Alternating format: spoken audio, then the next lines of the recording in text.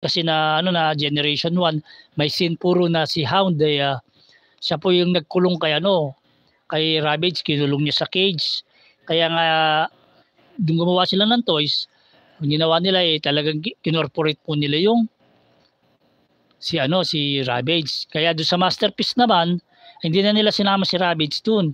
Pero ang naisama naman nila yung key, yung susi. Kaya doon sa toys, makikita mo kasi sinakbit niya yung susi niya rito sa gilid ng kanyang waist ni Hound.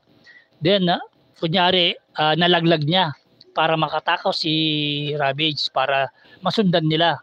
Ganun po yung scene doon. Kaya, kumbaga, yung mga scene po sa cartoons na na minahal po ng mga televiewers, pag gumagawa po sila ng mga toys, kinor-corporate po nila ron. Katulad dyan si Hound sa Masterpiece. Pati yung hologram na nandun. Yung hologram na ng mga karakter na tao, meron din dun. Pati yung yung pinaka-hologram ng niya, marami po mga accessories. Pati yung sa type ng jeep ni Hound, kasi doon sa nakikita lang natin na top down siya. Pero meron isang scene sa Transformer nung kumpleto po. Kumbaga, 'di ba sa jeep natin baling trapal. Trapal ang tawag doon, meron po sang lona na nakabalot po, 'di ba? Kung na-imagine yung mga old type jeep, especially yung mga military jeep, 'di ba? Meron silang torda na nakapaikot para hindi mabasa yung mga passenger naman sa harap at sa likod. Present po yung kanilang mga torda. Kaya nga masasabi ko na sa Masterpiece, ganoon rin po ginawa nila. Kinorporate po nila. Kumbaga meron na talagang Hound na mostly napapanood sa cartoons ay wala po siya yung top down. Kung top down po siya, wala yung kanyang canopy tinatawag nila, yung pinakatorda. Pero ang ginawa nila sa Masterpiece, nag-corporate po sila ng saparadong ganoon na piece na pwede mo siyang ilagay kung gusto mo siyang i-display ng jeep type, yun, ganun po niya, napakagandang jeep po kung tutusin, na wheelies na talagang kumbaga license po yun, license na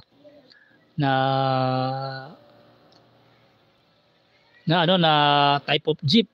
Kasi kapareho kasi ganyan po yan Ang mga Transformer po, bago sila gumawa ng mga counterpart na vehicle mode nila, kung gusto nilang makuha yung talagang replica ng sasakyan talaga, like dun sa napanood na sa cartoons, kailangan po nilang kunin muna yung licensing.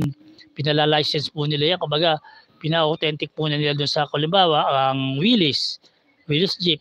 Yan, papaano po nila yan na aabisuhan po nila na mayroon po talagang agreement yan na pwede nilang gamitin yung exact replica ng design ng car. Ganun po yan. Kaya, yung mga Masterpiece po na toys na sinasabi ko po sa inyo, yung mga yung mga counterpart po ng mga sasakyan nila ay meron po talaga sa totoong buhay.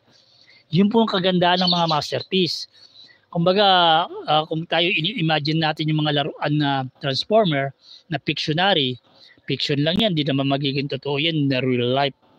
Pero ang ginawa po ng manufacturer ng mga toys, para po maging realistic ang datingan, at ang approach nila sa mga tao, ang ginawa po nila sa mga design ng mga sasakyan, kinuha po nila yung exact replica, yung exact copy ng totoong sasakyan, at pinaliit lang nila at ginawa nilang toys na napakahirap na masasabi natin na design. Kasi isipin mo kung paano mo ma-justify yung sasakyan na ganyan, katulad yung Willys, yung Jeep type na yan, na pagka naging naging vehicle mode yan, kailangan ang itsura niyan mukhang jeep talaga. Alam niyo po yun, yung mukhang ganyan, mukhang kung ano yung nakikita natin sa real life na sasakyan, dapat gano'n rin siya. At the same time, ay natatransform siya into robot. Kaya nga minsan, kung hinahanapan niyo po ng perfect na design talaga pagdating sa transformation po ng robot, ay hindi po talaga mangyayari, kasi po yan, talaga may mga parts po talaga na mahirap itago. Alam niyo po yun. Saka may mga design naman, katulad sa nauna yung design ng robot kaysa doon design ng vehicle. Ang nangyayari, pag gagawin na in real toy talaga, real na na transformation, mahirapan na po sila. Lalo yung mga komplikado, pero sinasabi nga naman nating impossible. Nothing is impossible.